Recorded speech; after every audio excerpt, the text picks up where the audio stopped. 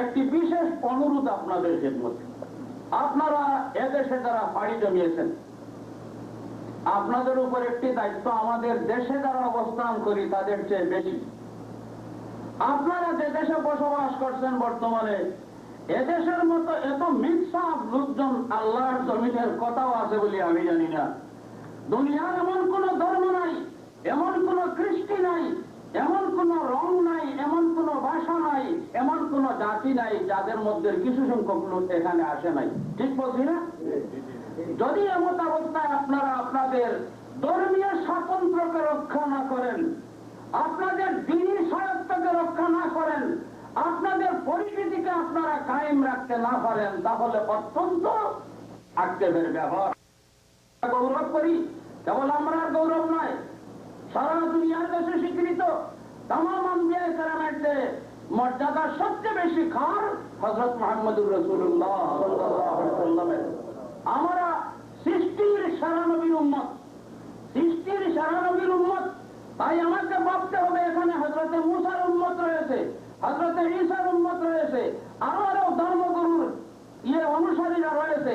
আমি যদি মুহাম্মদুর রাসূলুল্লাহ সাল্লাল্লাহু আলাইহি ওয়াসাল্লামের সত্যিকার উম্মত হই, আমার কথায়, আমার কাজে, আমার আচরণে এই পরিচিতি থাকতে হবে যে আমার সম্পর্ক মুহাম্মদুর রাসূলুল্লাহর সাথে।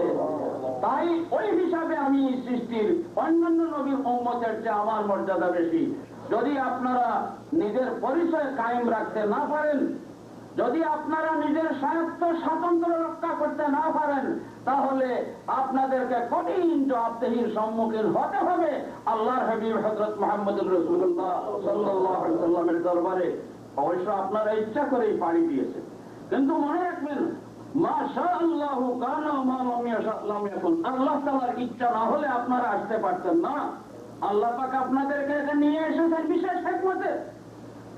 হুজুরে পাক সাল্লাল্লাহু আলাইহি ওয়াসাল্লাম সজুরে ঘোষণা করে দিয়েছেন, ওই তাইফ থেকে ফিরার দিন মাসে ইসলাম যে জমিনে থাকবে না এই ধারণাই তোমার।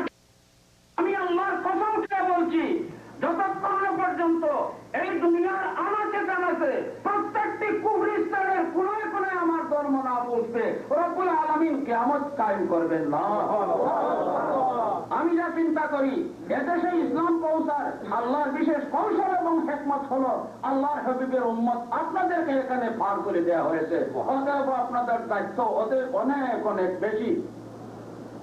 তবে আপনাদের বেলায় তেমন চিন্তা করা যায় না। আপনারা মুসলমানই নিয়ে এসেছেন, ইসলামকে চিনিয়ে এখানে এসেছেন। আমি অধিক চিন্তিত হলাম ওইসব ছেলেপেলেদের বেলায় কচি কাঁচাদের কারণে, যারা এখানে জন্ম নিয়েছে, যারা আপনাদের দেশের পরিবেশ পায় নাই, যারা ইসলামী চর্চা আলোচনা শুনতেছে না, যাদেরকে সারাটা দিন কাটাতে হচ্ছে ওই পরিপন্থী পরিবেশে, ওই সমস্ত ছেলেপেলেকে, ছেলে মেয়েদেরকে মুসলমান হিসাবে টিকিয়ে রাখতে হলে আপনাদেরকে বিহিত ব্যবস্থা অবলম্বন করতে হবে। আল্লাহ পাক আমাদের সবাইকে তৌফিক দান করুন।